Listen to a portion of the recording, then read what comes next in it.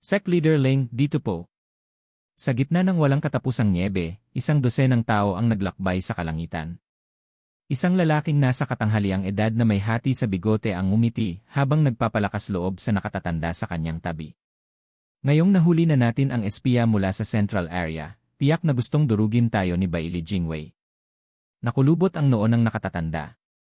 Akala ko sana ay isa sa kanyang mga tagapagpadala para ayusin ang mga bagay. Hindi ba't sinundan niya ang Devil Palace? Bakit hindi niya hayaan ang kanyang ambisyon para sa ating lupa at sa halip ay magpadala pa ng espiya? Sec Leader Bu, dahil sa iyong pagiging maingat sa mga nakaraang taon at hindi pagbibigay ng pagkakataon sa Central Area, tama ang pagpili sa iyo para pangasiwaan ang depensa ng Northern Lands. Si Bright Sec Leader Ling, sobra po kayo. Tungkulin naman po iyon ng San Si Sec, hahaha natawa ang lalaki, ipinagmamalaki ang sarili. Dahil nailigtas ni Buxing Yun ang mga pinuno ng 4 na lupain sa tamang panahon, nakamit niya ang tiwala ni Ling Yuntian sa nakalipas na siglo. Ang 5 sekta sa Northern Lands, maliban sa domain ng Si Bright Sec, ay ipinagkatiwala sa pangangasiwa ng San Si Sec na nangangahulugang higit sa kalahati ng mga bagay sa lupa. At dahil malapit sila sa hangganan, siya rin ang humawak sa depensa nito. Perpekto ang talaan ng San Si Sec sa nakaraang siglo, walang pagkukulang, kaya lalong nagtitiwala si Ling Yuntian sa kanya. Ngayon, tumakbo si Buxing Yun kay Ling Yuntian upang humingi ng paumanhin dahil may nakapasok na espiya mula sa Central Area sa kanilang teritoryo, buong pananagutan ang pagkukulang sa pagbabantay. Ang espiya ay ini-interrogate na rin at may hawak na mahalagang impormasyon tungkol sa mga galaw ni Bailey Jingwei. Hiniling ni Ling Yuntian na siya sa atin ito kaagad. Dinala siya ni Buxing Yun sa nagyelong desyertong iyon, ngunit ang kanilang nakita ay puti sa lahat ng direksyon, ngunit walang espiya. Nakulubot si Ling Yuntian. Sec Leader Bu, nasaan siya? Oo, nasaan? Tanong ni Buxing Yun nagdududa. Hahaha, Sec Leader Ling, hindi ba narito ang espiya na hinahanap niyo? Hush! 3 makapangyarihang lalaki ang lumundag sa kanilang harapan. Isa ay may nakasisindak ng ngiti. Isa may hawak na banga ng alak na paminsan-minsan ay iniinom, at ang huli ay isang malamig na binata na may isang braso, dumarampi sa hangin. Bailey yun? Anong ginagawa ninyo dito? Huminga si Ling Yuntian, bakit walang balita na may Sword King na tumawid sa hangganan ng Northern Lands? Bam! Tinapon si Ling Yuntian sa ere, iniwan ang bakas ng dugo. Sa likod niya, may boses si Buxing Yun na puno ng paninirang puri. Iyon ay dahil pinapasok ko sila nang hindi nakikita, hahaha. Ikaw. Hindi makapaniwala sa pagtataksil, kinagat ni Ling Yuntian ang ngipin at nabulunan sa kanyang mga salita. Tumawa si Buxing Yun, Ling Yuntian, hindi kita nagustuhan simula pa noong 1 siglo na ang nakalilipas. Bakit dapat ang Si Bright Sec ang pinuno ng 5 sekta? Bakit tayo dapat sumunod sa'yo? Ako rin ay sec leader, kaya bakit pa kami magiging alipin ng iyong mga kapritso? Humph, gusto mo malaman ang espiya sa 4 na lupain? Aba, ako nga. Ikaw. Eksakto, nakakatawa na inakala mong matalino ka, pinapayagan akong hanapin ang espiya. Kailangan ko lang humanap ng biktima at ayun na. Paano magiging karapat-dapat ang isang matandang tanga na pamunuan ang Northern Lands? Hahaha nilate ni Buxing Yun. Galit na galit si Ling Yuntian. Bakit niya relyo ninyo tayo noon? Delusional ka talaga. Akala mo ba gusto ko yon? Bumalibag si Buxing Yun. Kung hindi para iligtas ang gulugod ng Sword Star Empire, ang Patriarch, upang magbigay ng utos at pigilan ang pag-atake, hindi ko sana sinubukan hanapin ka. Totoong katotohanan, wala nang ibang paraan. Kailangan ka ni Prime Minister Bailey na buhay para sa negosasyon. Kumibot ang mukha ni Ling Yuntian, puso niya'y gumuho. Siya lahat ay gawa ni Bailey Jingwei. Ngunit bulag ang matatanda sa katotohanan, tinatrato ang halimaw na ito bilang tagapagligtas, ipinagkatiwala ang seguridad ng Northern Lands sa kanya. Nagsisisi si Ling Yuntian sa kanyang puso. Plano rin ba ni Bailey Jingwei na sirain ni Bailey Yun ang inyong sekta? Para lang makapasok ka sa Si Bright Sect. Well na mula si Buxing Yun sa hiya. Tumawa si Bailey Yun. Hahaha, Sect Leader Ling, mali ka roon. Kamakailan lang kami kumilos at nalaman ang pagkakakilanlan ni Sec Leader Bu, at tanging Prime Minister Bailey lang ang nakakaalam noon. Isang malaking hindi pagkakaintindihan yon, inaasar ng San Si Sec si Yun at napatahimik sila. Kahit maayos naman ang San Si Sect, natural lang na pumasok si Sect Leader Bu sa Si Bright Sect. Ang sakripisyong iyon noon, wala nang silbi. Ang misyon niya noon ay sirain ang inyong depensa, ngunit nagulo ni Zufan ang lahat. Naiintindihan ni Ling Yuntian habang nahihiya si Bu Xingyon, at pilit binabago ang usapan upang hindi alalahanin ang malas ng nakaraan. Sword Kings, hawak na si Ling Yuntian. Simulan na ba natin ang plano ng Prime Minister? Oo, ang layunin ng Prime Minister ay mabilis na panalo. Tumango si Bai Liuyun. Hawak na si Ling Yuntian, walang ulo ang Si Bright Sect. Susubod tayo at tapusin ang Si Bright Sect. Kapag nahulog, ang iba pang sekta ay wala ng laban. Huwag kalimutan ang mga guardian experts ng Si Bright Sect, ang Snow Peak Four Elders.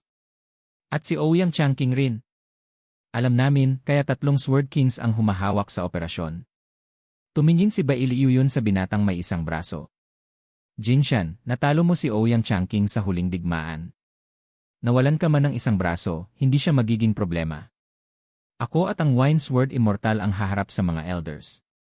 Tutulungan ka namin pagkatapos nila. Umiling si Bai Li Jinshan.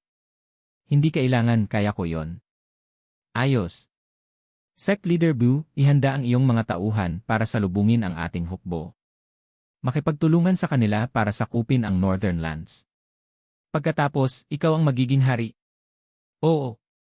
Kumislap ang mga mata ni Bu Xingyon habang iniangat ang kamay. Nang linlangin ang mga disipulo ng Si Bright Sect na buksan ang depensa, pumasok ang mga elite ng Central Area at nagsimulang pumatay. Sumiklab ang mga sigaw at iyak habang lahat ay tumakas para sa kanilang buhay. Hinahanap ng Sword Kings ang 4 na elders at si Ouyang Changqing, ngunit wala silang makita. Sa Shangguan Clan sa Eastern Lands, sinalakay ito ng mga mandirigmang pinangunahan ng isang babae at ni Sword King Fion sa kanyang tabi. Nang makita ang bayan na parang multo, nagtanong si Shangguan Fion, Monyang, nasaan ang lahat? Bakit walang tao? Gusto ko rin malaman, sumagot ang babae, nagingit-ngit, nakaalis ang mga pumatay sa anak ko. Sobrang napusuan ba natin ang mga espiya nila? Nagpikit si Shangguan Yulin at mumisi ng galit. Shangguan Monyang, iniisip mo ba na malas ako bilang Shangguan Yulin? Pinangunahan ko ang aking mga tauhan para sa isang raid. Hindi sila basta-basta makakatakas. Ikaw, bakit ka nagtrap? Narinig ko na malapit ka kay Yan sa nakaraang siglo at nagtitiwala ka sa kanya. Dahil lang sa pananagutan niya sa pagkawala ko. Galit na sumagot si Shangguan Monyang, pinatay nila ang anak ko. Hihiganti ako, kahit abutin pa ang pinakamalalayong dako. Second cousin, kailangan kita. Iniling ni Shangguan Fion ang kamay sa pag-aalipusta. Huwag hayaang masilaw ka sa nakikita mo. Isyong pambansa ito. Itigil ang paghihiganti. Kailangan nating sakupin ang Eastern Lands. Ipagsabi sa mga gwardiya na walang tao sa Shangguan Clan at walang pinuno sa Eastern Lands para makapasok ang hukbo. Sa loob ng 1 linggo, mawawala na ang Eastern Lands. Oo. Isang lalaki ang yumuko at nagpadala ng ulat. Nagningning ang mata ni Shangguan Fion sa tuwa. Ako na ang hari ng Eastern Lands. Ganito rin sa Southern Lands, sinalakay ang murong clan ng hukbo ni Dragon Cleaving Sword King. Nakipagtulungan siya sa mga puwersa sa labas at nilinis ang buong Southern Lands. Epektibo ang plano ni Bai Li Jingwei na putulin ang ulo ng kalaban. Ang mga taong nasa loob ay nagkontrol sa hangganan, pinapasok ang Sword Kings na may kakaunting hukbo. Naabot nila ang puso ng teritoryo, at nang sila ay mawala, ang iba ay hindi makapanglaban. Dahil maliit lang ang target, maaaring panatilihing kakaunti ang puwersa, at maitago ang kilos. Sa koordinasyon ng labas at loob, nawasak ang lahat ng pagtutol. Sa loob ng isang gabi, bumagsak ang 3 lupain. Ang Western Lands ay natitira. Hush! Isang puti at isang itim na anyo ang bumagsak sa isang lambak, ang Exalted Double Dragons. Tumingin si Exalted Heiran sa malayong kahoy na bahay at nagmukhang mabigat ang puso. May ulat na ang batang dalaga ng Luo Alliance ay nakipag-ugnayan kay Bai Li Jingwei rito. Maayos ang pinagkuhanan, kaya tiyak na totoo, sagot ni Exalted Bai Mei. Tumango si Bai Mei. Gumawa kami ng matitinding hakbang, pero nakakalungkot na ang Luo Alliance ay nagdesisyon sa ganitong landas. Para kay Lu Yunhai, handa silang makipag-alyansa kay Bai Li Jingwei at ipagkanulo ang Western Lands. Ngunit walang puwang para sa pagtataksil. Tignan natin ang sasabihin nila kapag nahuli sa mismong akto. Nakatitig si Heran sa harap. Bukas ang pinto ng bahay at sumilip si Lu Yunchang, nagmasid sa paligid. Gumawa siya ng senyales para makagawa ng butas na madaanan, kasunod sina Zhu Changfeng at ang iba pa. Tiniyak nilang muling naibalik ang selyo. Sigurado silang may itinatago kung bakit may depensa rito, galit na wika ni Heran. Humph, kahina-hinala ang bahay. Dito tiyak ang espiya ng Central Area. Sang-ayon ako. Hulihin natin siya. Tumalon si Bai Mei, sinundan ni Heran. Hush! Hinadlangan nila ang grupo ni Lu Yunchang sa paglabas, ikinagulat ang lahat. Lalo lamang nitong pinatibay ang kanilang pagdududa. Ngumiti si Lu Yunchang. Exalted, kinilabutan kami sa biglang paglitaw ninyo, hahaha. Siyempre hindi ninyo inaasahan ang aming pagdating dahil ayaw ninyong mabunyag ang masamang plano, pang-insulto ni Heran. Nilibot ni Lu Yunchang ang mga mata, naguguluhan. Ano po ang ibig sabihin ng Sir Exalted? Hindi ko maintindihan. Hayaan niyong linawin ko ng malinaw. Mahigpit na wika ni Bai Mei, nasa kamay ng kaaway ang iyong kapatid kaya gusto mong makipagkasundo sa kanila at ipagbili ang Western Lands para sa buhay ni Lu Yunhai. Tama ba ako? At sa bahay na ito, tiyak may espiya ng Central Area. Yumuko ang bibig ni Lu Yunchang, ngunit bigla siyang sumigaw, parang demonyo mula sa impyerno. Oo, gusto kong mabuhay si Yunhai, kahit anong presyo, kahit pati ang mahal ninyong Western Lands. Pwede ba ninyo akong sisihin? Ang kapatid ko'y nagsikap para sa Western Lands, tapat at marangal. Ngayon may kasalanang inialay sa kanya, wala kayong ginawa, hinayaan niyong kuhanin siya ng kaaway. At ngayon, ako ang inaakusahan niyo ng pagtataksil. Kayo ang unang nagtaksil sa kapatid ko. Lu Yunchang, makitid ang iyong pananaw. Ang Central Area ang nag-frame kay Lu Yunhai, hindi kami. Para sa kabutihan ng Western Lands, marangal niyang ibinigay ang buhay niya. At ano ang ginawa mo? Sinisira mo ang kanyang marangal na sakripisyo. Magiging masaya ba siya na ililigtas ng ganito? Wala kayong kapatid, paano ninyo masasabi na hindi siya magiging masaya na makabalik? At isa pa, ang kanyang karangalan at dangal ay hindi nangangahulugang kailangan niyang mamatay para sa mga tanga tulad ninyo. Tigilan ninyong itali siya sa dangal at katarungan. Ang marangal at matuwid na karakter ng Lu Clan ay nasa puso namin, hindi sa medalya sa dibdib. Kapag naging gapos ang karangalan at naging dahilan ng di makatarungang krimen, iyon ang araw na babaliktarin namin ang taktika at wasakin ang lahat. Wala akong pakialam sa tao ng Western Lands. Lahat para sa kapatid ko. Ibinuhos ni Lu Yunchang ang lahat ng sakit at pangungulila sa kanyang puso. Itinaas ni Bai Mei ang kamay, galit na galit. Hindi ako narito para magsayang ng salita sa isang maliit na babae. Nandito ako para hulihin ang espiya ng Central Area at kayo rin ay pupunta sa Double Dragon Manor upang ipakita sa Western Lands ang katotohanan. Lumapit si Bai Mei sa pinto at sumigaw, lumabas kayo, sino man kayo, o gagawin ko kayong lumabas sa sakit. Ang mga exalted ng Western Lands ay bastos pala. Kahit sino pwede maging hari kung walang tunay na kakompetensya. Kayo dalawa, kailangang magtulungan para labanan ang isang Sword King, pero wala kayong halaga sa Central Area. Sa Western Lands, nagmamagaling kayo na parang hari. Ang Western Lands ay nawala na, hahaha. Ding! Narinig ang tunog ng zither kasabay ng matalim na salita. Namutla ang puso ng exalted. Sino ka? Tumindi ang zither at sumabog ang kahoy na bahay, na may enerhiyang espada na tumama sa kanila. Nagkaisa ang dalawa, inilagay ang lahat ng kapangyarihan para humarap sa pagbaha ng mga espada. Ngunit mas marami pang espada ang dumating, tumutuloy sa kalangitan at nagpapakulog sa paligid. 7 Notes Obscure Sword. Sumigaw silang dalawa, Zither Sword King. Liu Mubai.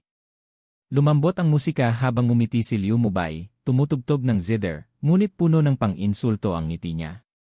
Pinapaligayan niyo ako. Ano ang nangyari sa mga hiningi niyo kanina? Hindi ba ninyo sinabing lalabas ako o mararanasan ko ang sakit? Hahaha, heto na ako. Paano ninyo ako papahirapan, ha? Tahimik ang dalawa, nanginginig. Ang espiya na hinahanap nila ay isa palang Sword King. Kung lalaban silang magkasama, walang mananalo, hindi nila siya matatalo. Lu Yunchang, ang tapang mo na dalhin ang isang Sword King sa Western Lands. Hindi mo ba naiisip ang panganib? Galit na tanong ni Bai Mei. Ano ang ginawa mo? Ngumiliti si Lu Yunqiang, isang kilay ang itinaas. Ngumiti ang Zither Sword King. Bilang Sword King, bawat kilos ay may mabigat na epekto. Hindi ako naparito para mag-away, kundi para sa inyo dalawa. Maging mabait at mamatay, hahaha. Ikaw lang ba? Pang-uuyam ng dalawa habang ipinapakita ang kanilang buong lakas. Ngumiti ang Zither Sword King. Hindi lang ako, kasama ko ang tulong ng Lu Clan. Simula nang pumasok ako, sumunod ang iba, hahaha. Sa totoo lang, dinala ko ang 1,000,000 bihasang sundalo sa loob ng inyong tahanan para salakayin ang Double Dragon Manor. Kapag bumagsak ito, walang ulo ang Western Lands, madaling lamunin ng 10,000,000 hukbo sa labas, sa koordinasyon para sakupin ang Western Lands. Ito ang plano ni Prime Minister Bailey para paralitin ang ulo. Gaano katagal kaya ito abutin? 1 linggo? Baka mas maikli pa. Ano? Sumigaw ang Exalted Double Dragons, nagulat at inis kay Lu Yunqiang. Ang bobo mong babae. Pinahamak mo tayong lahat. Tumakbo ang mga Exalted papunta sa Double Dragon Manor, umaasang mapanatili ang lakas bago matupad ang plano at maiipon ang Western Lands para ipagtanggol. Pinanood sila ng Zither Sword King habang isang naggangalit na gintong apoy ang humarang sa kanilang daan. Isa pang Sword King. Namutla ang dalawa nang makitang pamilyar sa harapan, ikaw. Ultimate Clarity Sex Yilin, nasa inyong serbisyo. Kumikislap ang kanyang mga mata sa gintong liwanag, sumabog ang kapangyarihan ng parehong antas ng Zither Sword King. Exalted, matagal na. Kung nagtataka kayo, ako ang nag-leak ng impormasyon tungkol sa lihim na pakikipag-usap ng Lu Clan rito. Tumingin ang Exalted kay Zither Sword King sa likod at kay Yelin sa harap, batid nilang nabitag sila at sumilip ang takot. Ipinanghatak ninyo kami rito para hawakan kami at hayaan si Bailey Jingwei na magtagumpay. Plano iyon ni Prime Minister Bailey. Pang-ukit ng Zither Sword King. Napahiya at naguluhan ang mga Exalted, lumingon kay Yelin lumipas na ang 1 siglo. Paano ka nakatulong muli sa Sword Star Empire? Exalted, hindi ko iyon ginawa. Bakit nyo kami pinigil noon? Kapangyarihan ito ng Devil Palace Lord. Ngumiti si Yelin diretsyo na. Isa ako sa 3 emissary ng Devil Palace, ang Sun Devil Emissary. At ito ay galaw ng Devil Palace, independyente kay Bailey Jingwei. Nanginginig ang mga Exalted, natulala sa alinlangan. Grabe, hindi sapat si Bailey Jingwei, ngayon may Devil Palace na rin. Ang pinakamalaking underground force at pinakamalaking kilalang puwersa, kumilos sabay, pero para saan ba talaga? Hugh. Itim na itim ang gabi, walang kahit bituin o maliwanag na buwan na nagbibigay liwanag sa kawalang hangganang ito. Tanging mga mahinang ilaw mula sa mga kandila sa magkabilang gilid ng lambak ang tanging patunay ng daan, maayos na nakahanay. Perpektong gabi ito para sa pagpatay, para sa karahasan. Isang lalaki na nakasuot ng itim na balabal na may mga bituin sa likod ang nanginginig sa lamig, na sumasalamin sa kanyang nagdangalit na damdamin. Maraming tao sa harap, lahat ay nakabalot din sa itim. Nakayuko sila, tahimik, tila mga multo, tanging hangin ang humuhuni at ang mga kandila ang naglalaro sa dilim. May dumating na tasa sa kamay ng lalaki, at iniangat niya ito bilang tanda ng paggalang. Dumating ang dilim at humina ang Sword Star. Sumisibol ang mga demonyo sa pamumuno ng Palace Lord. Papalitan ang Devil Palace ang imperyo, magtatatag ng bagong kaayusan sa mundo. Roar! Itinaas ng madla ang kanilang mga kanang kamay at sumigaw ng 3 beses, tahimik na muling bumalik. Ang hukbo ng Sword Star Empire ay hinati sa 4. Walang depensa ang kanilang puso, ang pinakamainam na pagkakataon upang sakupin ang kabiserang lungsod. Nagmukha siyang seryoso. Putulin ang ulo at susunod ang iba. Kapag sa atin ang kabiserang lungsod, magugulo ang imperyo at magbubukas ng daan para sa ating pag-akyat. Ang mundo ay sa atin. Hindi nagbabago ang plano, umatake kung kinakailangan at hadlangan kung ipinapaliwanag. Iniaalay ko ang tasa na ito sa langit, naway magbunga ang ating pagsusumikap. Ininom niya ang laman ng tasa at sinira ito sa lupa. Handa rin ang bawat isa ng kani-kanilang tasa, sabay-sabay nilang itinaas, umaalingaw ang kanilang sigasig, para sa ating pagsusumikap at sa mga di mapipigilang demonyo. Bang! Ipinira rin nila ang kanilang mga tasa, kumikislap ang kanilang mga mata sa damdamin ng digmaan. Dumarating na sa liwanag ang Devil Palace, handang magbukas ng isang matapang at bagong mundo. Star Devil Emissary, sasama ba ang mga Dharma Kings? Tanong ng isang payat na lalaki sa harap, itinaas ang kamay. Muling tumingin ang Star Devil Emissary, malamig. Kailan ba kailangang sumagot sa iyo ang Devil Palace? Nanlumo ang lalaki, tahimik na lamang, ang mga mata niya'y nagliliparan. Walang galang na hangal. Wika ng Star Devil Emissary. Huwag kayong mag-alala, may ganap kaming tiwala sa tagumpay. Ayon sa aming impormasyon, si Baili Jingwei ay nagpadala ng ilang Sword Kings na pamumuno sa bawat hukbo para sakupin ang puso ng bawat lupain, habang ang iba ay susuporta mula sa hangganan. Walang nagbabantay sa central area. Sa aming lakas, magiging madali ang pagsakop sa kabiserang lungsod. Walang silbi ang pagdududa, sapagkat tiyak na magwawagi ang mga demonyo. Magwawagi ang mga demonyo. Magwawagi ang mga demonyo. Sumiklab ang madla sa sigaw, nagliyab ang kanilang espiritu ng digmaan, matalim na kaibahan sa tahimik na dilim bago iyon. Nagbigay ng senyas ang Star Devil Emissary, umusad. Sa huling sigaw, tahimik silang kumilos sa dilim, mabilis at tumpak, parang mga mangangaso. Boom! Isang oras ang lumipas, biglang sumabog ang tahimik na kabiserang lungsod nang maputol ang kanilang mga tarangkahan. Naglapat ang mga nakabalot sa itim sa maayos na hanay at sinalakay ang Imperial Palace. Nagulat ang mga gwardiya at sinubukang pigilan ang pagsalakay, ngunit ang itim na balabal ay hindi lamang bilang, kundi lakas rin, 10,000 nasa Genesis Stage at 1,000 sa Peak Genesis Stage. Walang pagkakataon ang mga gwardiya, napalaya sila at nahulog sa dugo, kasabay ng kanilang mga sigaw sa gabi. Maraming mahalagang lungsod, estratehikong lokasyon, at sentrong pangkalakalan ng imperyo ang nakaranas ng parehong kapalaran. Naparalisa ang imperyo na humadlang kahit sa tawag ng tulong. Sa itsura nito, 3 araw ay sapat na upang tuluyang wasakin ito. Kung mas mataas ang posisyon, mas masakit ang pagbagsak. Putulin ang ulo bago ang iba. Mga demonyo, patayin lahat ng royalty at opisyal, wasakin sila para hindi na muling makita ang liwanag ng araw. Ang balaban ng Star Devil Emissary ay humahampas sa malupit na hangin habang naglalakad sa mga bangkay at madugong lupain patungo sa Imperial Palace, nag-uutos. Alam niyang mahalaga ang bawat opisyal ng imperyo at kahit isa ang makaligtas, magpapadala ito ng karagdagang puwersa.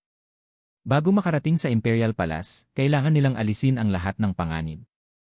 Nagsimula ang massacre, may kasamang sigaw mula sa pintuan hanggang pintuan. Walang manor ang naiwan na hindi nadumihan ng dugo. Ang mga demonyo ay parang pinasok ng masamang espiritu, pula ang mga mata, naghahangad lamang ng kamatayan, habang ipinapatupad ang hatol kahit sa mga 5 taong gulang. Bilang mga kawal, kailangang maging brutal at hindi nag-iwan ng pagkakataon o bukas para sa hinaharap. Walang gustong karahasan, ngunit walang makakaila kung gaano kaepektibo ito. Walang nakatatanggi sa ganitong brutalidad. Nagpatuloy ang mga iyak at sigaw sa kabiserang lungsod na nagsimula ng masunog. Paraiso sa impyerno. Tumitingala si Wurandong, ngumiti, ngunit mabilis itong nawala. Ang saya sana kung ganito, ngunit para lamang ito sa aking kasiyahan. Boom! Isang biglaang pagbugso ng makapangyarihang enerhiya ang bumalot sa kalangitan, kasunod ng nakakasilaw na kidlat na bumuo sa ulap. Lahat ng tao sa kabiserang lungsod ay huminga sa pagkabigla.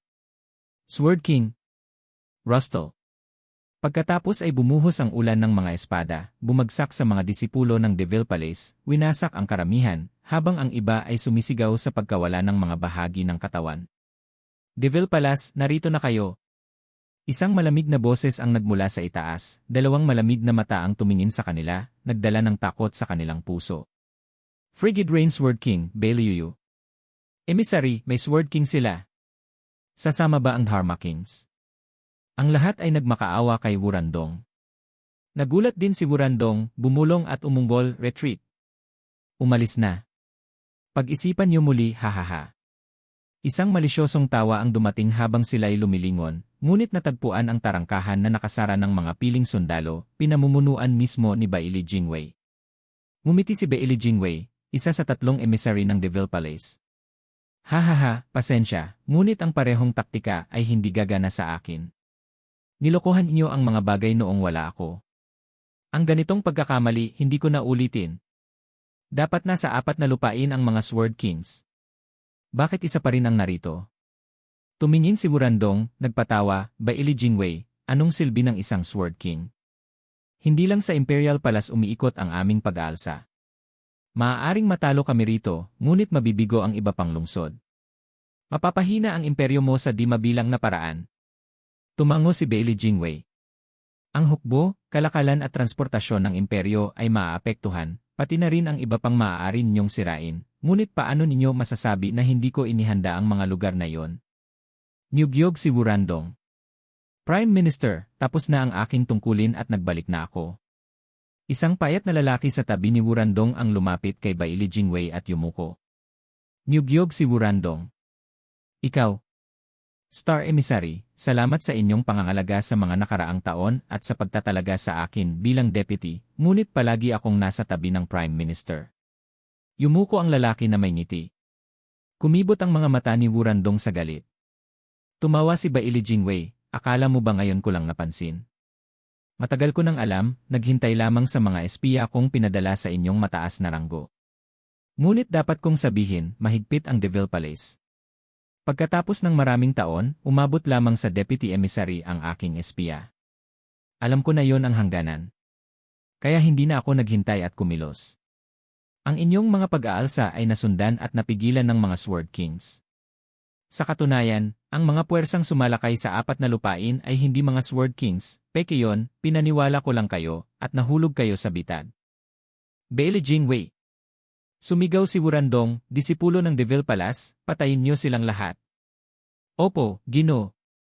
Agad na umatake ang mga lalaki kay Bailey Jingwei, may layuning patayin siya at wasakin ang linya ng kaaway.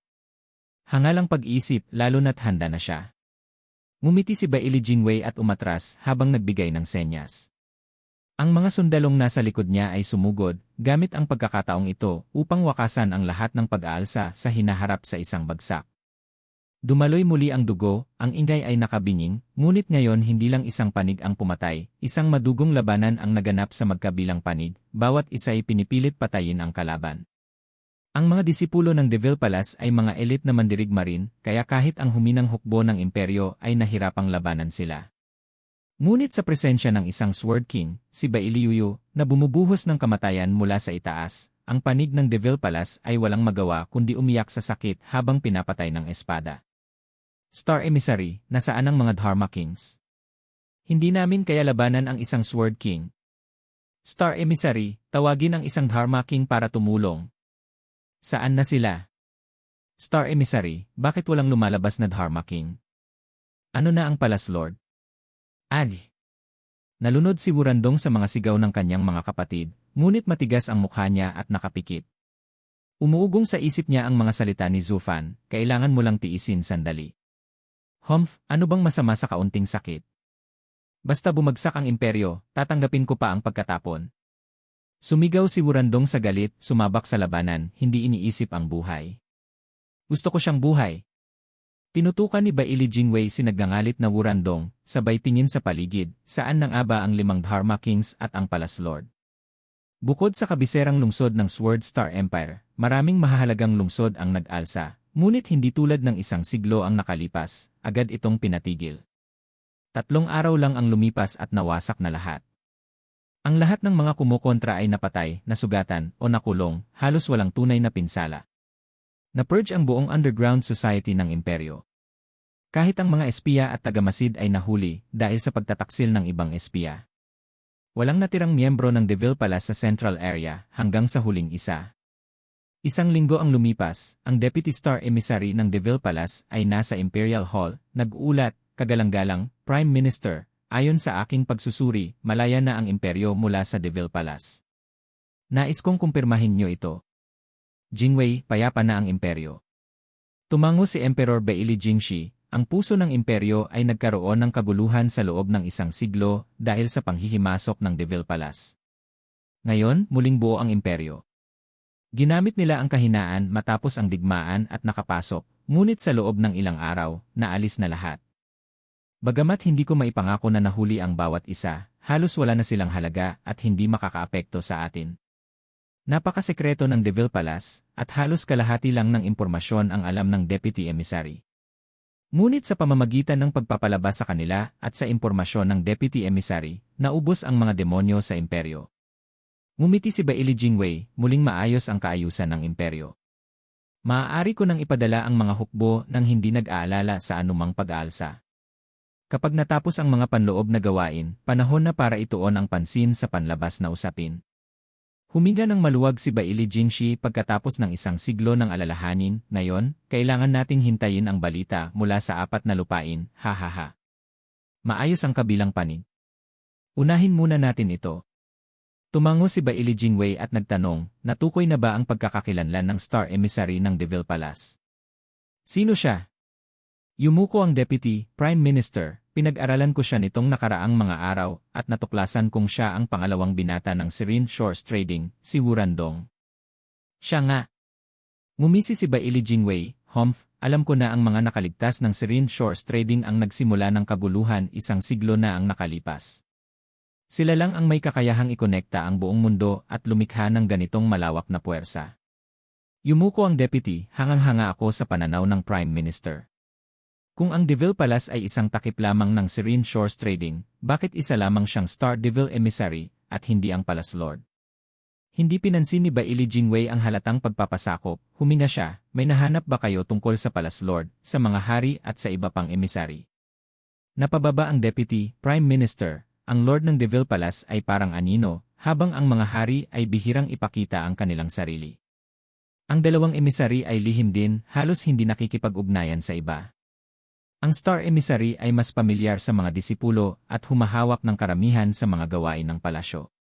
Pinag-isa niya ang mga disipulo sa tatlong lupain at may malaking kapangyarihan. At, maliban sa Star Deville Emissary, walang nakakaalam kung sino ang 8 tao sa Deville Palace. Sumigaw si Baili Jingwei, punta tayo sa pangalawang binata at alamin kung gaano talaga kalakas ang master ng Serene Shores Trading. Ibinayo ni Baili Jingwei ang kanyang balabal at umalis kasama ang mapagpakumbabang deputy.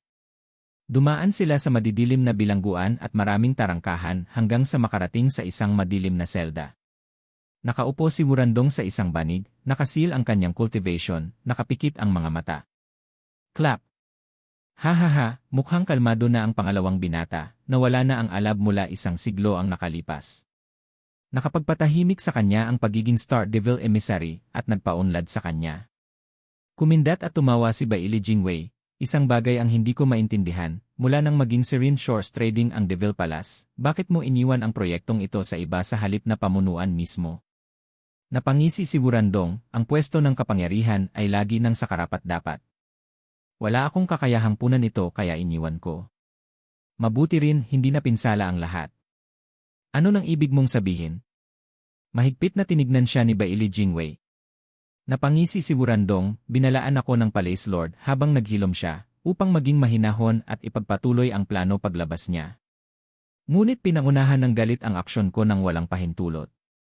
Nawasak ang pinaghirapang taon sa Central Area. Malungkot ako ngunit masaya rin sapagkat hindi ako ang Palace Lord at ang Central Area lang ang nasira, hindi ang buong Deville Palace. Hindi ba't halos mapatay ko lahat? Hahaha. Ngayon naintindihan ko kung bakit tanging Star Emissary lang ang umatake. Sumuway ka. Tumango ang deputy. Tinitigan ni Baili Jingwei ng mabuti, kumikislap ang mata, akala mo ba maniniwala ako? Hindi ka ba pwedeng maging tapat? Maniwala ka kung gusto mo. Pinagsisisihan ko ang pagiging padalos-dalos at hindi pagpapaalam sa'yo. Malamang malilimutan mo rin ang sinabi ko, susubukan mo lang hulaan ang isip ko, hahaha. Wurandong, naging matalino ka na, hindi tulad ng matanda at padalos-dalos na pangalawang binata. Wika ni Baili Jingwei, sino ang Palace Lord at ang 5 Dharma Kings? Napangisi si Wurandong. Naggitngit ang deputy, sinusubukan siyang pasunurin para makakuha ng papuri mula sa kanyang master. Ngunit itinaboy siya ni Baili Jingwei. Huwag akong gumagamit ng karahasan para sa pag-amin, sapagkat anumang sinabi sa ilalim ng sakit ay hindi mapagkakatiwalaan. Ngumisi si Baili Jingwei, Guardia, ipahayag na si Wurandong, Star Deville Emissary ng Deville Palace at pangalawang binata ng Serene Shores Trading, ay ipatutupad ang kaparusahan sa loob ng 10 araw, sa pamamagitan ng Heavenly Punishment. Ipaalam ito sa lahat ng lupain. Napangisi si Wurandong, banta ba yon? Hindi, ipinaalam lang namin sa iyong Palace Lord na lumabas. Matalino at determinado siya. Hindi siya mahuhulog sa halatang bitad. Napangisi si Wurandong. Tumawa rin si Baili Jingwei, alam ko, kitang-kita naman ang bitag mula sa malayo, ngunit may ilang bitag na hindi maiiwasan. Ano? Ang chismis ay malupit.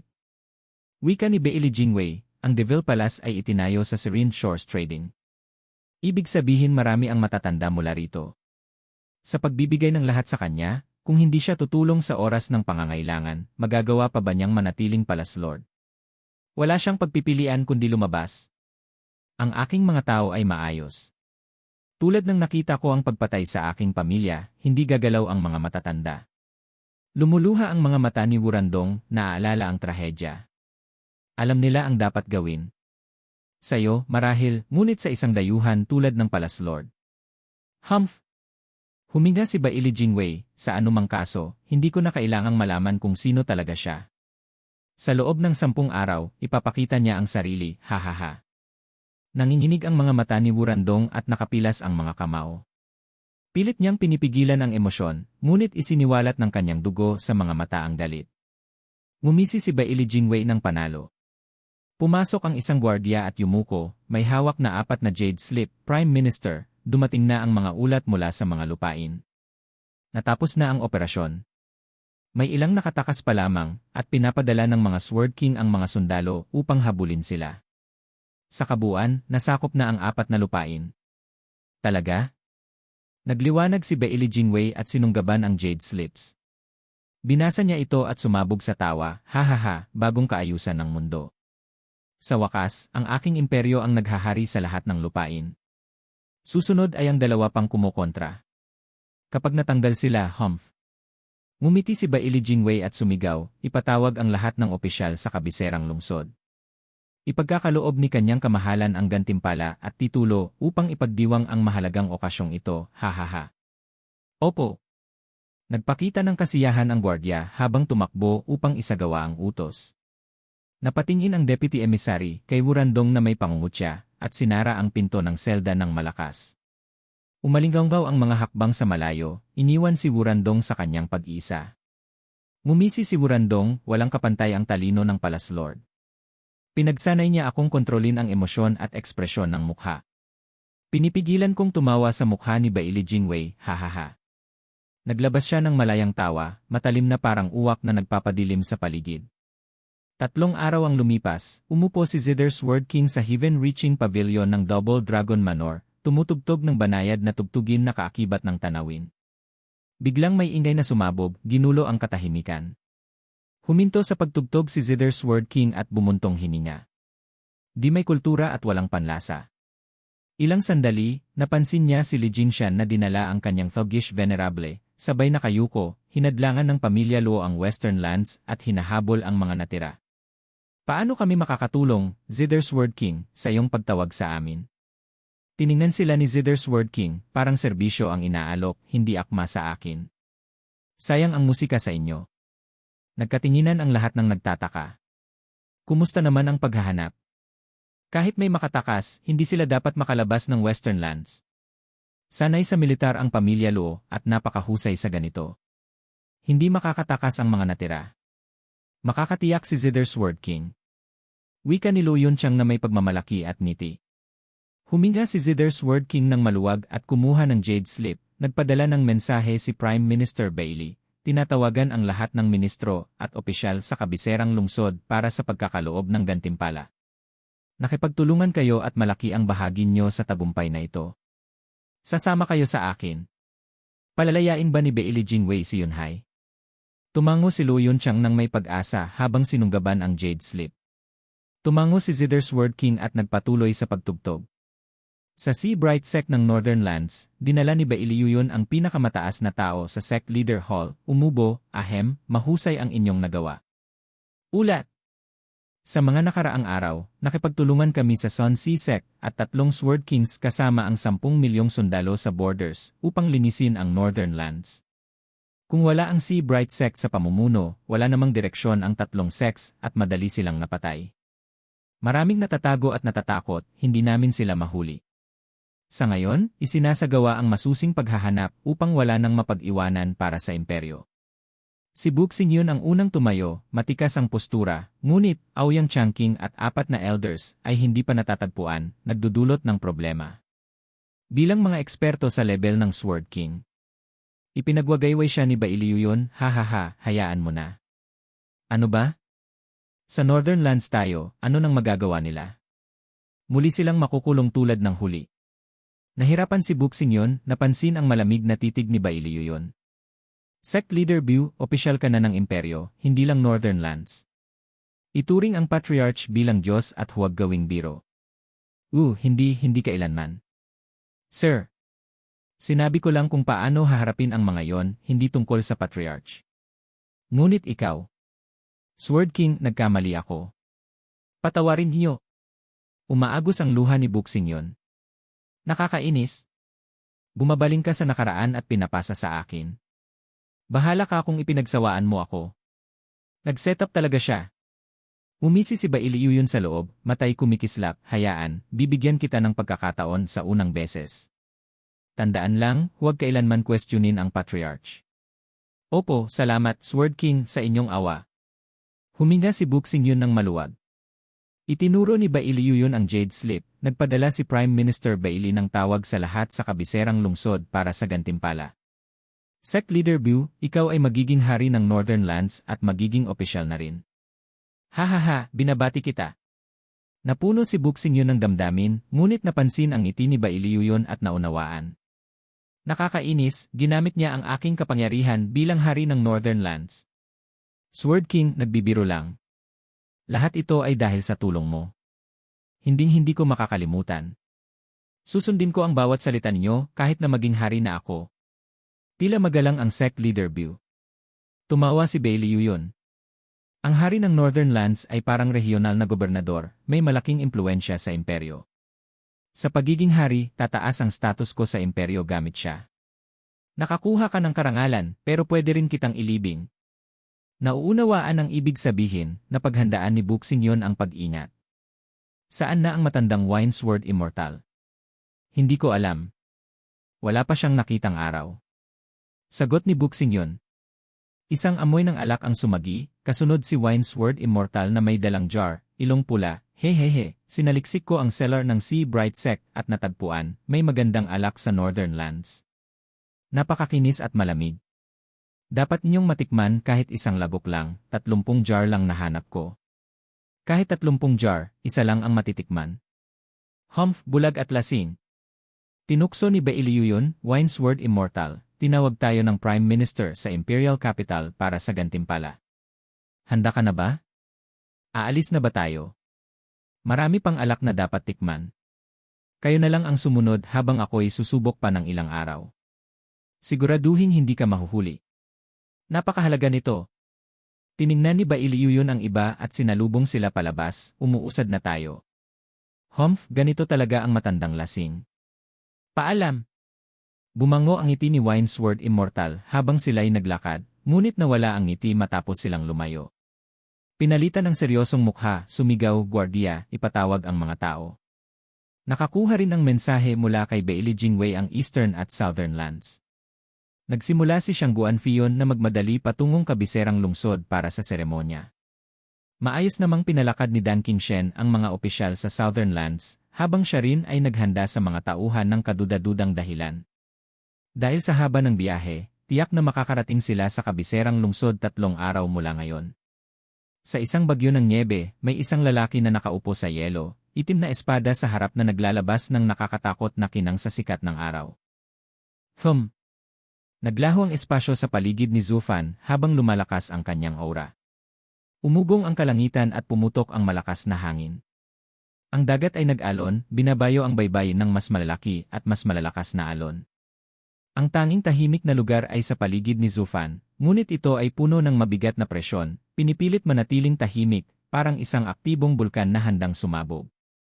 Nanginginig si Zufan at sumigaw sa kalangitan. Umuga ang langit at dumaloy ang itim na enerhiya sa himpapawid, nilamon ang lahat hanggang sa magdilim ang paligid. Natakpan pati ang araw, nagdilim ang araw sa gitna ng araw. Ito ang epekto ni Zufan sa Genesis stage gamit ang kapangyarihan ng mundo, demonic lae. Ito ay simula pa lamang. Muling nayanig si Zufan at umungol ang mga dragon bilang tanda ng paggalang. Ang itim na kalangitan ay nagbunga ng napakaraming itim na dragon, naglalaro sa kadiliman. Ang kanilang mga buntot na kumakaway ay ginugulo ang mundo sa paligid. Para silang parusa mula sa langit, ipinadadapa ang lahat ng nilalang. Ito ang epekto ng magkapatid na kaluluwa ni Zufan sa Genesis stage, Draconic Lae. Ang pinakamalakas na kaluluwa ng hayop, ang Dragon Soul ng langit, ay ginawang sariling teritoryo ang Demonic Lae. Bilang hari ng mga hayop, wawasakin nito ang sinumang makakapasok sa kanyang domain, kasama ang lahat ng itim na dragon. Higit pa ito sa Demonic Lae Sword Dragon. Ang kapangyarihan ni Dan Qingshen sa Dragon Cleaving ay parang pinatibay na espiritual na sandata. Maaaring hindi mo ito mahawakan, ngunit madaling makaiwas. Ang Demonic Dragon Nest ni Zufan, gayunpaman, ay parang meat grinder. Ito ay kombinasyon ng Domain Soul at Dragon Soul sa ganap na bagong antas. Ito ba ang katapusan? Siyempre hindi. Ang kapangyarihan ni Dan Qingshen ay mula sa espada at dragon, samantalang kay Zufan ay mula sa domain at dragon. Ngunit dahil mayroon din siyang espada sa loob. Ding! Umalo ng tunog ng maramdaman ng demonic sword na lumalaki ang kapangyarihan ni Zufan at naglabas ng sigla. Tumalon ito mula sa yelo at lumipad sa kalangitan. Sumiklab ang itim na kalangitan, abot hanggang sa demonic sword habang umungol ang libu-libong dragon at nagtipon-tipon. Nagtipon ang kadiliman sa demonic sword, lumaki ito hanggang 300 metro. Ang alon ng purong kapangyarihan na lumalabas dito ay nagpabalisa sa North Sea. Sumigaw muli si Zufan sa kalangitan, tumalon sa hangin at hinawakan ang hawakan. Boom! Sumabog ang itim na ulap sa paligid ng espada, kumalat sa lahat ng dako, at naglabas ng black sword waves, winawasak ang lahat ng nasa daraanan. Kahit ang barrier ay hindi nagtagal, nagkakaroon ng malalaking bitak. Habang hawak ni Zufan ang demonic sword, para siyang demonyo mula sa impyerno. Nilamon ng kadiliman ang paligid, sinupil habang ang espada ay winawasak ang natitira. Hugh! Nang humupa ang lahat at lumiwanag ang langit, ibinaba ni Zufan ang demonic sword at napansin na wala ng yelo kung saan siya upo. Natunaw ang lahat dahil sa kanyang palabas. At ito ay yelo na ginawa ni Heaven Sealing Sea, gamit ang kanyang sealing power, parehong yelo na hindi pa man lang nasugatan ng Invincible Sword. Ngunit hindi ito makalaban sa Black Sword Waves. Walang alinlangan, nalampasan na ni Zufan ang Invincible Sword, kahit ang nakaraang daang taon na bersyon. Bata, wala ka bang utak? Plop! Lumabas sa tubig ang isang malaking ulo, may isang mata, at umungol, gamit ang Dragon Soul sa Nine Serenities Domain, kasama ang fused swords ng Sword Sovereign, sinusubukan mo bang sirain ang langit? Hindi ka kayanin ng lugar na ito, lumayas ka na. Tingnan mo pa ang gulo sa lugar ko. Ngumiti si Zufan at yumuko, Senior Siyi, maraming salamat sa iyong pag-aalaga nitong nakaraang siglo. Hindi ko matutunan ang lalim ng 4 na sword arts kung wala ka. Pakisuyo, tinuro ko lang sa iyo ang sword intent na iniwan ng Sword Sovereign. Ginawa mo ang lahat ng trabaho. Gusto ko rin lang makita kung magtatagpo ang mga arts tulad ng mga espada. Eksperimento lang ito, hindi para tulungan ka. Huwag masyadong magbasa ng kahulugan. Tumango si Zufan, naiintindihan ko, ngunit ang pagtuturo dito sa loob ng maraming taon ay nakagulo sa iyo. Ngayon na alis na ako, maaaring hindi na ako babalik. Ingat po, Senior. Talaga bang aalis ka? Nag-alinlangan si Sigi ngunit tumango, oo, dapat kang umalis, kung hindi man para sa laban, para hanapin ang babaeng iyon. Ibalik siya. Tumango ng seryoso si Zufan. Tanging isang sovereign lamang ang makakabuo ng sovereign path, nagbibigay ng walang katapusang buhay. Kahit sino pa ang naglagay nito sa kanya, ngayon ay nasa kamay na ni Qingshen. Hindi naman siya nagmamadali na kunin ito. Ngunit ang yaman ay nagdudulot ng inggit na nag-aanyaya ng sakuna. Hindi niya pwedeng hayaang maging biktima ito ng iba. Yumuko si Zufan, Senior, paalam. Umalis si Zufan, habang pinapanood siya ni Siyi, wala na ang batang tao, nakakabagot. Dapat ba akong maghanap ng iba? Sino sa mundong ito ang kasing interesante sa kanya? Nakakainip. Lumabas si Zufan sa domain ni Siyi at nakita ang 2 tao na matikas na nakatayo, may galang. Bumangon sila sa kanyang pagdating at sinabi ni Kiao, binabati kita, Ama, sa pag-abot sa Genesis stage. Ama ay nasa isa na layer ng Profound Heaven. Kung gayon, dapat ang lakas ay sa Genesis. Sinubok ni Gu Santong. Ramdam ni Zufan ang kanyang sariling lakas at sinabi, Genesis Stage, ika-7 na layer. Ika-7. Ipinasa mo ang 7 antas. Walang anuman. Dahil sa focus sa swordsmanship, handa na ang aking cultivation para sa hakbang na ito. Nakaantabay lang sa huling hakbang. Bukod dito, may kasamang pananaw sa espada. Kahit na medyo maliit ang regress. Bumuntong hininga si Zufan, ramdam ko na hindi malayo ang landas ng 10 ancient sovereigns. Ginagawang kamangha-mangha ang true self-art habang pinapanday ang puso, tumutugma ito sa Dao. Ngayon tinitignan mo lang ang mga eksperto at makapangyarihang lord na sabik sa cultivation methods. At ito pala ay nasa kamay ng karaniwan. Siguro dahil karaniwan, tumutugma ito sa kalikasan ng mundo. Pinagtawanan ni Kiaoer at tumugon si Zufan, yung ilan, sobra sa pagnanais, nakakalimot sa simula, kaya lalo lang lumalayo. Napanganga ang dalawa, hindi nila naunawaan.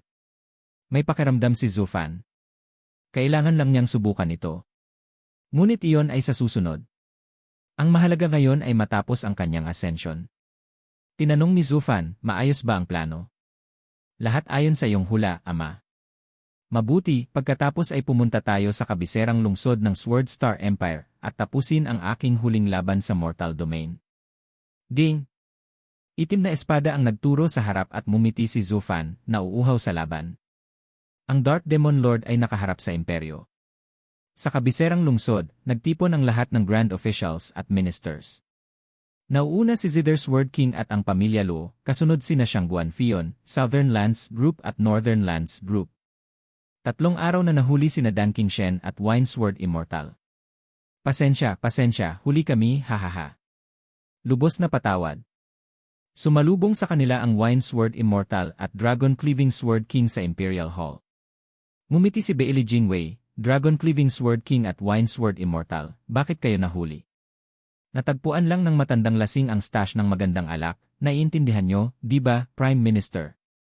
Hahaha. Tinutukso ni Beili yun. Tumitig si Winesword Immortal, pagkatapos ay tumawa sa iba. Tumango si Beili Jingwei, alam na niya ang ugali nito, ngunit tinanong, Dragon Cleaving Sword King, ikaw paano? May nasundan akong baka sa Southern Lands at inimbitahan dito, kaya natagalan, Prime Minister. Ngumiti si Dan Qingshen. Tinaas ni Beili Jingwei ang kilay, sino? Hindi naman siguro ang venerables ng Murong Clan na kailangan ang personal na tulong ni Dragon Cleaving Sword King, di ba? Siyempre hindi, ang mga Foggies ay hindi abala ng 3 araw, lalo pang aksayahin ng oras sa pagsubaybay, hahaha.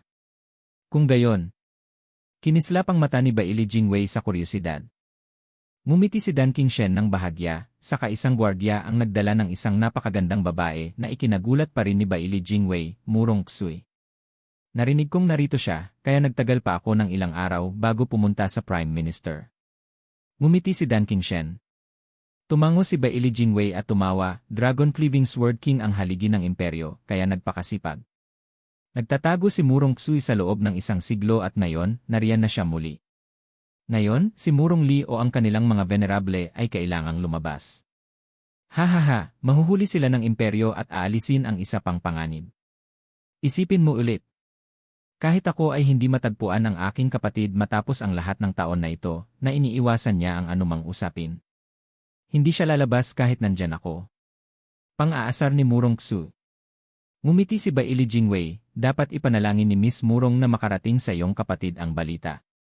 Sayang naman para sa isang magandang babae gaya mo, hahaha.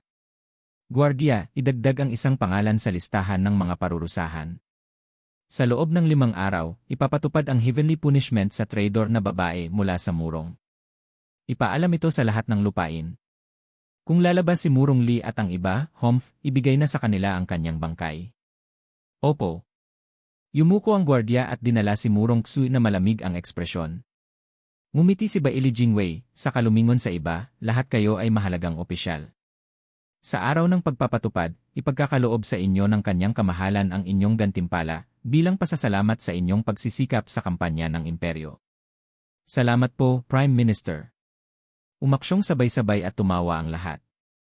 Napaisip si Luo Yunqiang at nagtanong, Prime Minister, pwede niyo bang palayain ang aking kapatid at ang kanyang asawa? Oh, Alliance Leader Lu.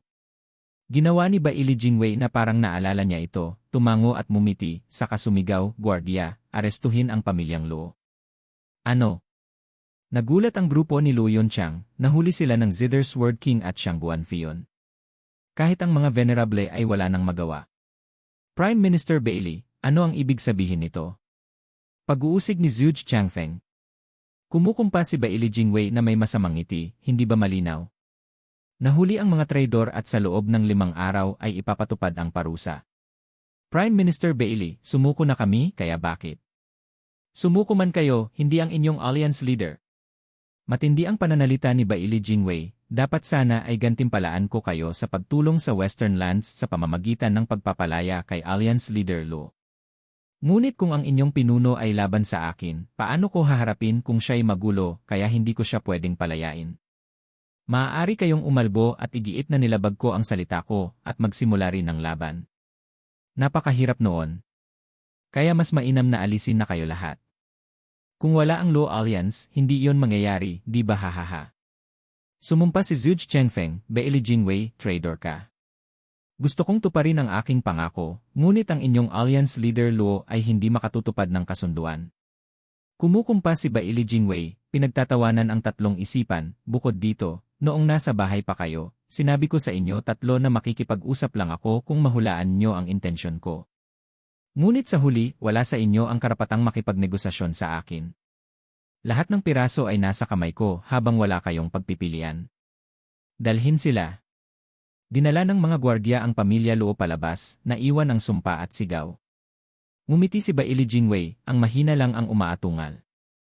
Kung ganoon lang sapat na, bakit kailangan pa ng malakas ang kanilang mga kamao? Hahaha. Matalino, Prime Minister tumango ang iba. Tumango si Bailey Jingwei, Sword King Liu, na proseso na ba ang mga miyembro ng Luo Clan? Ang Luo Clan ang namamahala sa hangganan ng Western Lands. Mapapansin nila ang kahit maliit na galaw at abutin ng oras bago mahuli ang lahat. Okay lang, asikasuhin natin ang marami hanggat kaya. Hindi mahalaga kung ilan ang makatakas. Hanggat patay ang mga leader ng Luo Alliance, maliligaw sila at mahuhulog sa bitad. Ibigay ko ang utos para ilatag ang lambat. Tumango si Zither Sword King. Napabuntong hininga ang iba. Mabagsik at malupit si Bailey Jingwei, hindi man lang nagbigay ng kahit kaunting pagkakataon sa laban. Hindi alintana ang galit ng iba, hindi nagbago ang ngiti ni Bailey Jingwei, ngayon, maaari na kayong magpahinga sa inyong kwarto sa Imperial Palace. Sa loob ng 5 araw, magsisimula ang seremonya. Tungkol sa Luo Alliance, huwag kayong mag-alala, hindi ako basta nagtatapon ng tao. Laging binibigyan ko ng gantimpala ang may mabuting intensyon sa imperyo. Ang Luo Clan ay masyadong ambivalente kaya kailangan ayusin. Naiintindihan nyo? Namangha kami sa kahusayan ng Prime Minister. Tumango silang lahat. Umalis si Bailey Jingwei ng may kasiyahan habang nagkakawatak-watak ang iba, pabulong na pinag-uusapan ang pangyayari. Hindi nila napansin na lumingon si Bailey Jingwei sa kanila, malamig at may pang-aalipusta ang mga mata. Seremonya. Ha! Napakamalinaw ng kamangmangan. Sa loob ng 5 araw, magiging araw ng kapayapaan para sa Sword Star Empire. Lahat ng panganib ay aalisin, hahaha. Tumawa si Bailey Jingwei sa sarili. 5 araw ang lumipas, sa pangunahing plaza ng kabiserang lungsod, punong-puno ng tao ang lugar. Ngayon ay araw ng pagpapatupad ng hatol sa maraming bilanggo. Noong nakaraang pagpapatupad, sina Bailey Jingxi at Bailey Jingwei lamang ang naroroon. Ngunit ngayon, naroroon ang 10 Sword Kings at ang mga opisyal mula sa 4 na lupain, kabilang si Traidor Buxingyon. Sa entablado, marami ang nakaluhod mula sa iba't ibang paksyon at kilala sa buong imperyo.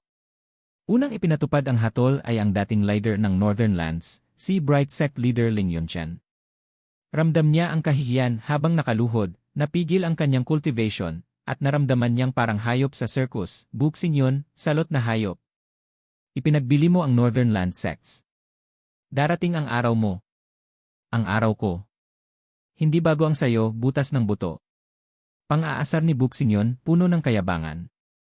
Kalma naman si Wurandong, walang galak o lungkot. Ngunit may ilang tao sa ibaba ang tumuro sa kanya, batid kung sino siya, puno ng panghihinayang. Maraming tao mula sa Serene Shores Trading ang namatay noong 100 taon na ang nakalipas, ngunit mayroon pa ring tagapagmana. Ngayon, siya rin ay alisin. Anong kasalanan ito na hindi man lang napatawad ang kanilang angkan? Kasunod, ang pamilya Luo halatang malungkot. Nagngangalit si Luo Yunqiang sa mga panlalait ng tao sa ibaba. Sus Mariosep Zufan, anong pinaglalaruan niya? Hindi pa ako napahiya sa buong buhay ko. Ngayon ay hahatulan na ako at siya'y nagtatagal pa. Naghihintay ba siya na mamatay ako? Kay Salot at kay Karimarimarim. Sister, ano ang sinasabi mo? Bumulong si Luo Yunhai, pinatingin siya bago sumagot, mamatay ka na ng payapa at iwanan mo ako, Humph. Napabuntong hininga si Luo Yunhai, naguguluhan. Sister, lahat tayo ay patay na. Hindi mo ba pwedeng bigyan kami ng isang magandang alaala? Wala nang matitira. Napahikbi si Luo Yunhai, Sister, alam kong inaalala mo ako, pero paano mo mapagkakatiwalaan si Bailey Jingwei? Ngayon ay lahat tayo ay hahatulan. Sana si Sifan ay ligtas. Huwag kang mag-alala, ayos lang ang babae. At sa palagay mo ba talaga tatangkilikin ko si Bailey Jingwei? Mas maaasahan, wag na lang. Tumigil si Luo Yunqiang sa pagsasalita. Naguguluhan si Luo Yunhai. Sister, natatakot ka ba? Napahikbi si Luo Yunhai, sabay tayong pupunta sa Underworld River. Dapat kang matakot. Hindi basta't kasama kita. Ngumiti si Tumango si Luo Yunhai at ngumiti rin na ginhawa. Nang marating ng araw ang pinakamataas na punto, ngumiti si Bailey Jingwei at sumigaw, magsimula na ang pagpapatupad.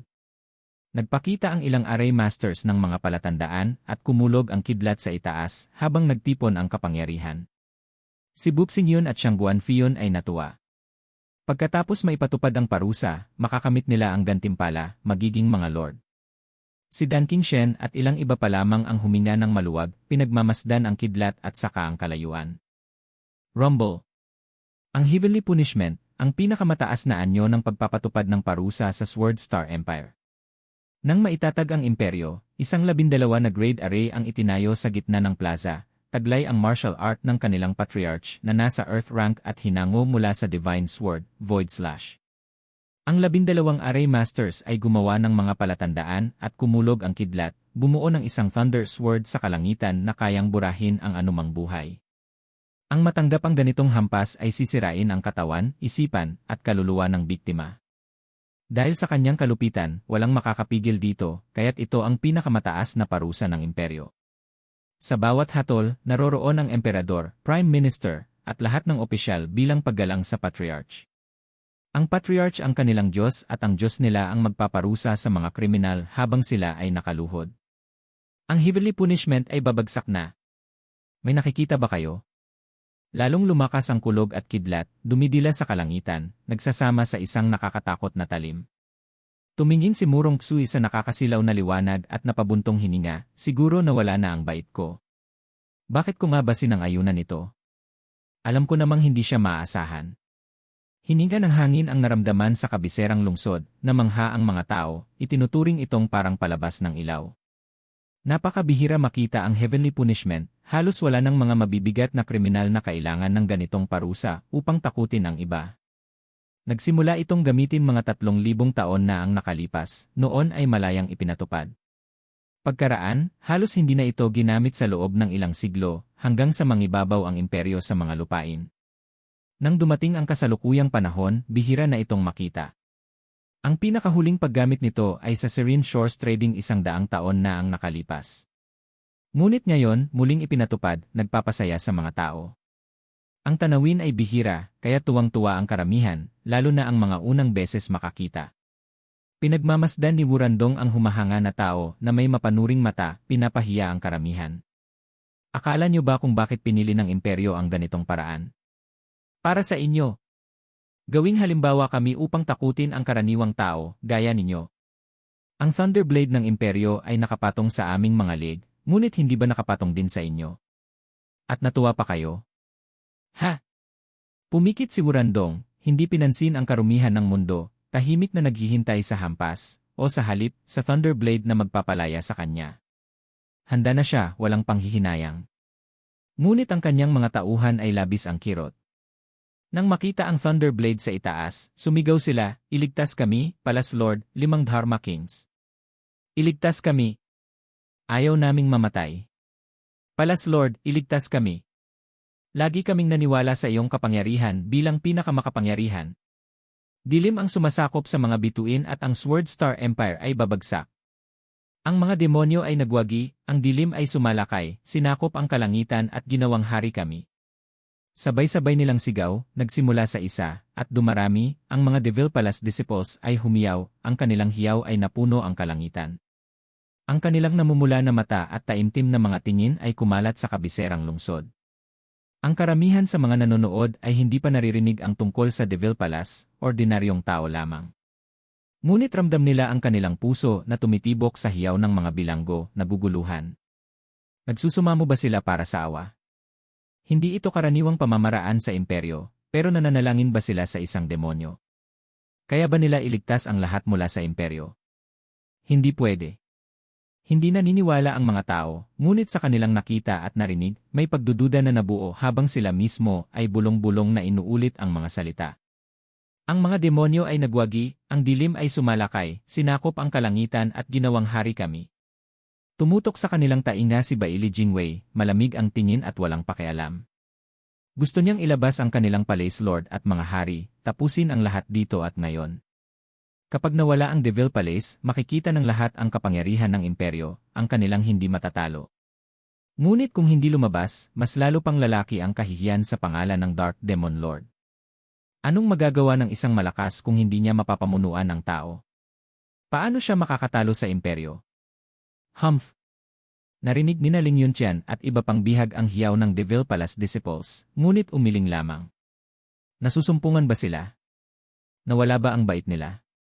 Sa harap ng 10 Sword Kings, may maglakas loob ba na dumating? Ang Invincible Sword noon ay halimbawa ng human wave tactics. Anong tanga ang maglalagay ng buhay para sa inyo? Magising kayo! Umiling si Luo Yunhai, napaka-inosente nilang mag-isip na may pakialam ang leader sa maliliit na tao. Hindi darating ang Dark Demon Lord. Tahimik, Yunhai, kahit hindi para sa kanila, para sa atin ito. Tumalikod si Luo Yunhai, tumingin sa kanyang kapatid, naguguluhan, "Sister, bakit ka sigurado? Kilala mo ba ang Dark Demon Lord? Kilala mo rin siya?" Siya ay Rumble. Nilunod ng kulog ang kanyang tinig nang bumaba na ang Thunderblade na 300 metro ang haba sa kanilang mga leeg. Ang kapangyarihan ni Baili Yutian ay hindi basta matitiis, kahit noong ilang libong taon na ang nakalipas. Lahat ay mamamatay. Boom!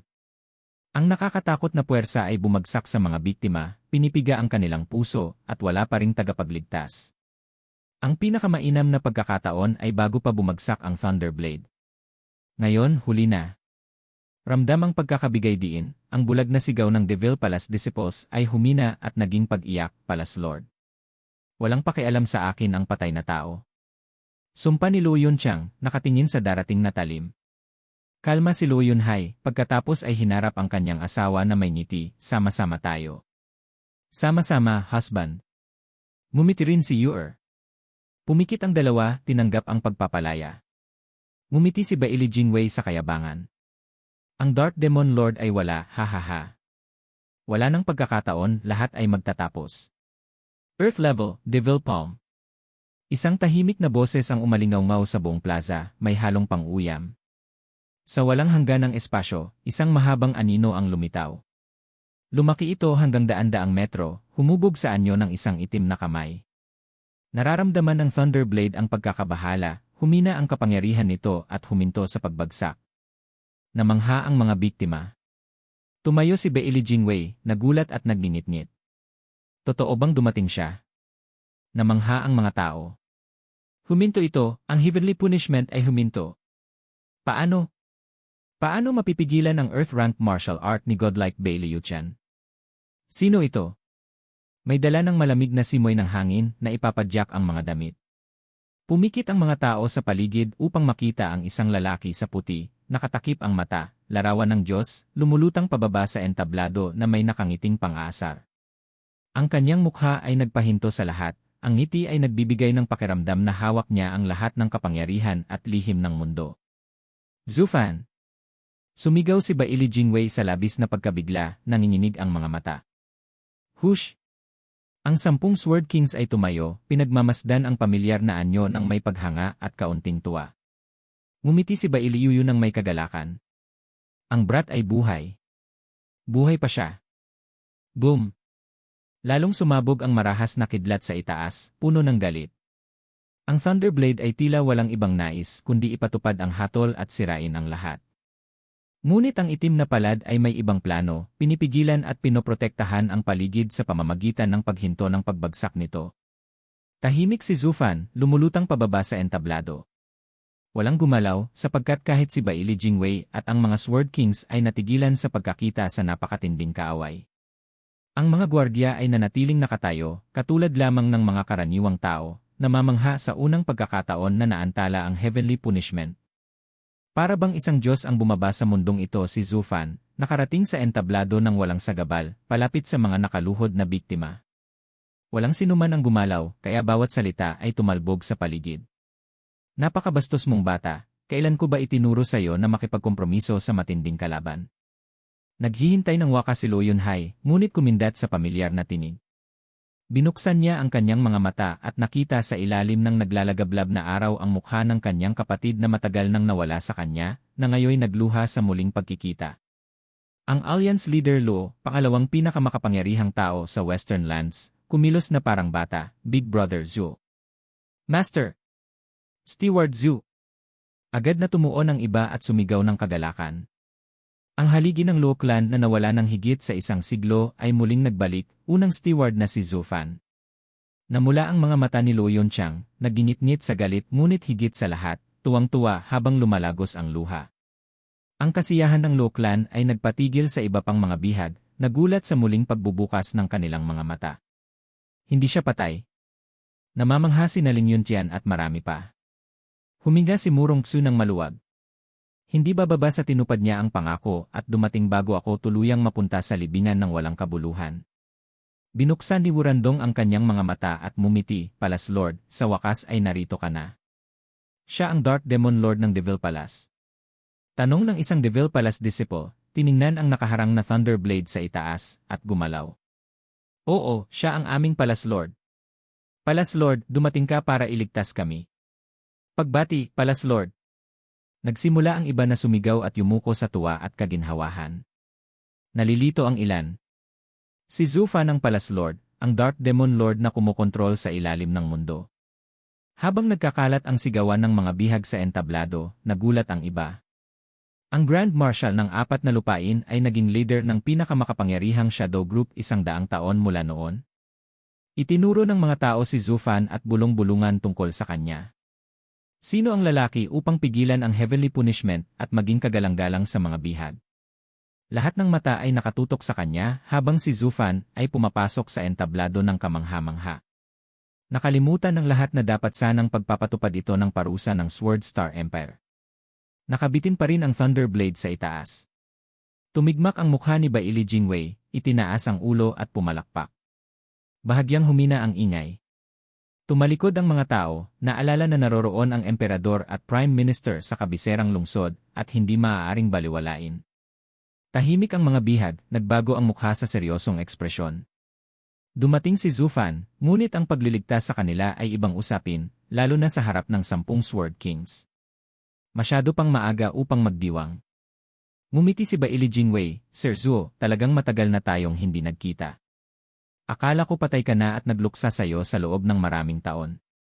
Ngunit, heto ka, nagbalik muli, nagdudulot sa akin ng kasiyahan.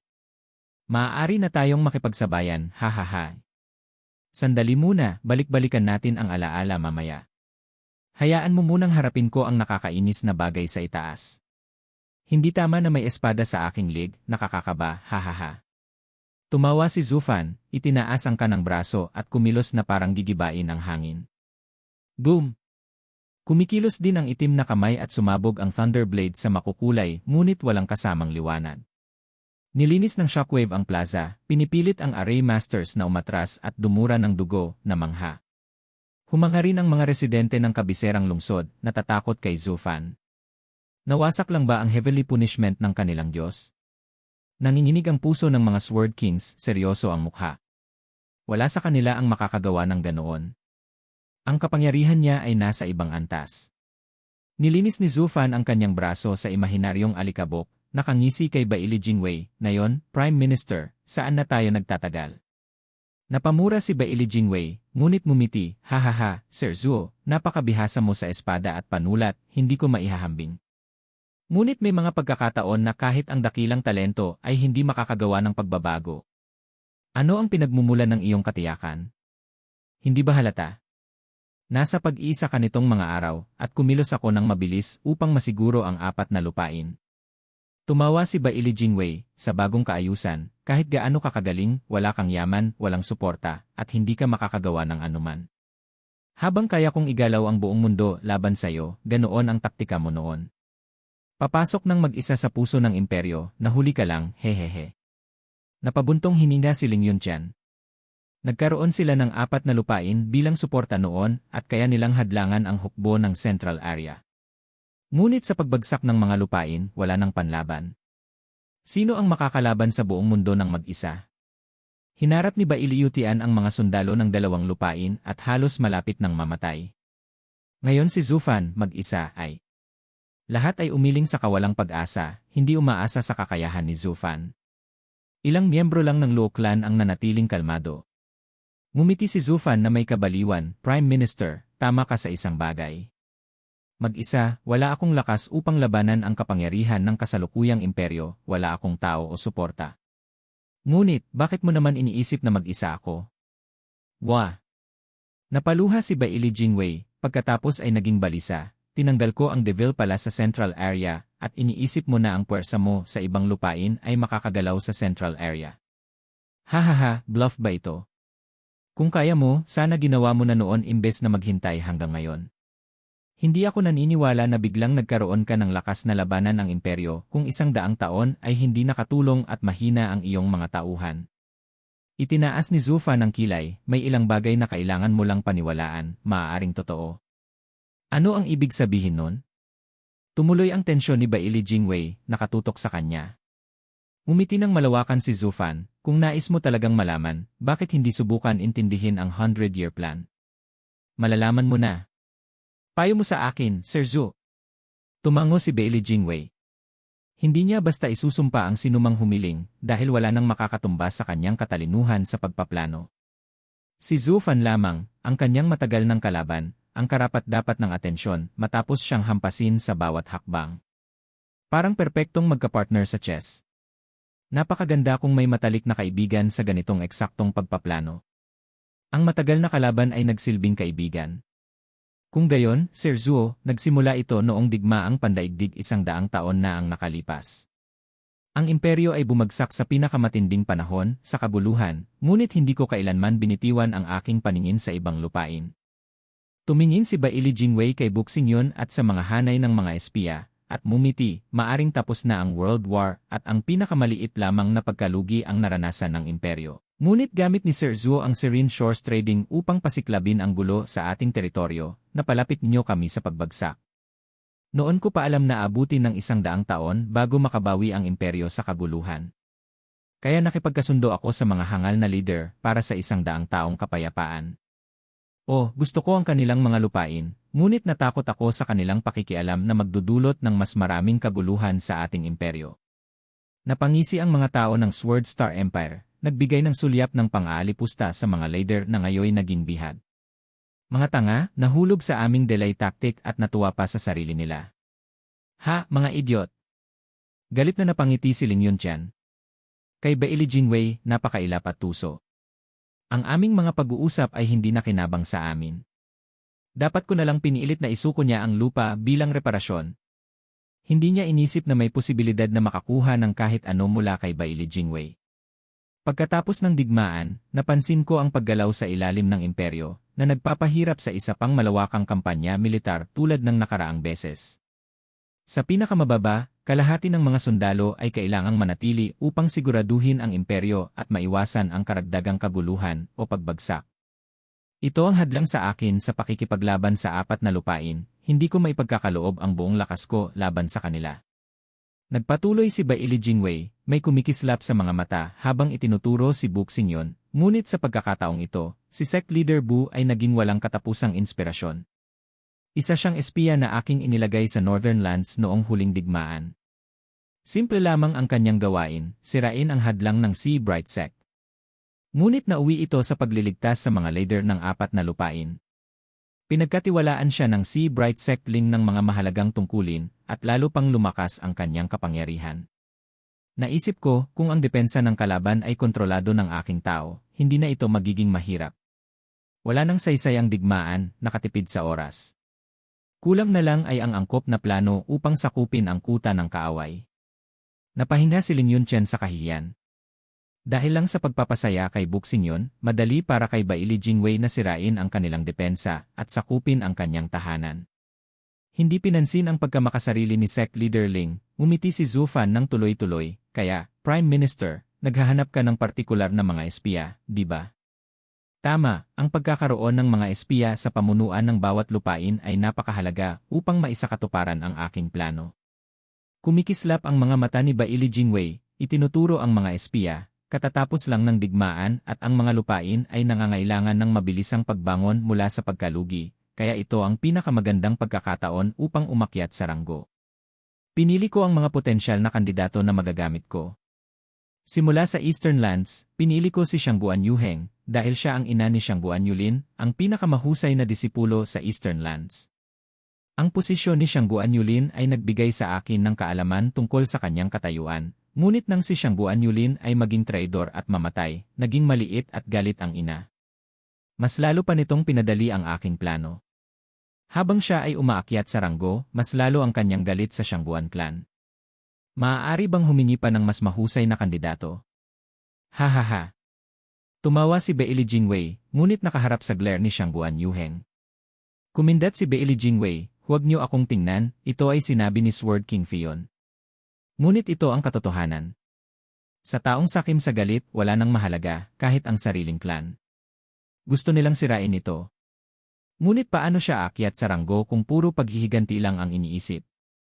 Pinalitan ko ang kanyang pangalan sa Monyang, upang ipakita ang pagsisisi, sapagkat ang Mo ay tumutukoy sa isang ina na nagpapatawad sa kanyang anak. At salamat kay Shangguan Fixyong na nagpunta sa pag-iisa, maliit na batang babae lang ang namuno sa malaking clan. Mga babae, mapusok at malambot. Tinanggap ng anak ni Fixyong ang paghingi ng tawad at itinuturing na malapit na kaibigan si Monyang. Siguro mas malapit pa. Nag-isa siya sa clan at naramdaman niya ang balikat ng auntie, halos pamilya na sila. Isa itong biyaya kung tatanungin mo ako. Ginamit ni Shangguan Monyang ang kanyang kapangyarihan kasama ang batang miss upang kontrolin ang mga hangganan at tapusin ang takdang gawain ko sa kanya. Tumango si Zhu Fan, itinaas ang hinlalaki, kahanga-hanga. Salamat, Steward Zhu. Kumindat si Bailey Jingwei, para sa Southern Lands, kakaunti ang tao sa murong clan na iniwan lamang sa mga nagreretiro. Kaya mas madali itong makakuha ng espiya. At ngayon, dumating na tayo sa totoong issue, Western Lands. Sa papel, ang Lo Clan ang pinakamahusay na kandidato. Pinilit ko sa pamamagitan ng ilang pangako, ngunit napakastobor, hindi yumuko sa ilang bagay, kaya nakalabas sa aking kontrol. Wala akong ibang pagpipilian kundi gumamit ng kaunting taktika upang hatakin sila at pasuko sa akin. Huwag mong kalimutan ang aking Devil Palace. Paalala ni Zhu Fan. Tumango si Bailey Jingwei, tama, ang Devil Palace na itinatag ni Steward Zhuo ay palaging sakit sa aking puso. Dahil nakabaon ito sa central area, palaging pahirap sa bawat galaw ko. Kailangan kong gamitin ang plano ng 4 na lupain upang ipakita na walang laman ang central area at ilabas ka. Clap! Pinuri ni Zhu Fan, Prime Minister Bailey, talagang maingat, halos perpekto. Napakahusay ng ginawa mo nitong nakaraang siglo. Steward Zhuo, huwag kang magpakumbaba. Bilang pinakamahusay na minister, gusto kong makipagsabayan sa pinakamahusay na steward muli. Huwag kang mabigo, kinislap ang mga mata ni Bailey Jingwei, ngumingiti ng may kasinungalingan. Umisi si Zhu Fan, kung gayon, kailangang ipakita kong bobo ako. Tulad ng sinabi ko, mahusay ang Prime Minister Bailey, sinakop ang mga lupain at pinatatag ang imperyo. Umaatake at umatras sa tamang sandali. Ngunit paano kung nakita ko ang bitak sa plano ng Prime Minister? Sirain ito at ilantad ang kahinaan, hahaha. Ano? Tumalon ang puso ni Baili Jingwei, nawala ang ngiti, habang iniangat ang mga kamay, ipaliwanag mo. Nagpatuloy si Zufan, ang puso ng plano ng Prime Minister Baili ay ang mga espiya. Ngunit paano kung ang mga espiya ay nahayag na mula sa simula? Kumikindat si Baili Jingwei, tumigil at nakatingin kay Buxingyon at sa iba.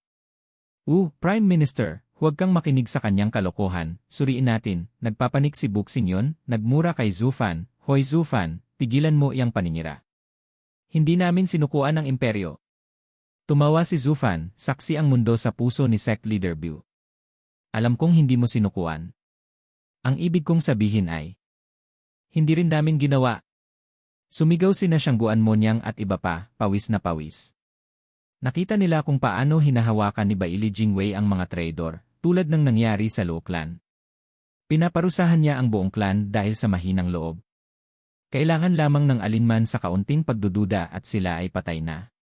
Kaya ipinahayag nila ang kanilang paninindigan mula sa simula. Tumawa si Zufan, hindi rin kayo. Ang tinutukoy ko ay si Prime Minister Bailey. Ako? Paano? Kumindat si Baili Jingwei.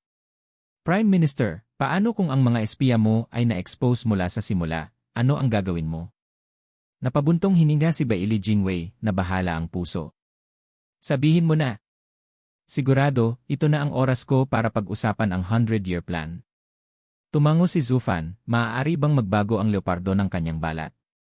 Maaaring maging mabait ang shrew sa isang iglap at akuin ang responsibilidad para sa kanyang anak. Hindi ba medyo pilit? Madali para sa babae dahil palaging flexible ang mga babae. Ngunit kaya ko siyang sundan. Nakita ko ang kanyang pagsusumikap upang palawakin ang kapangyarihan, ngunit hindi kumontak sa central area, tiyak kong panandalian lamang iyon.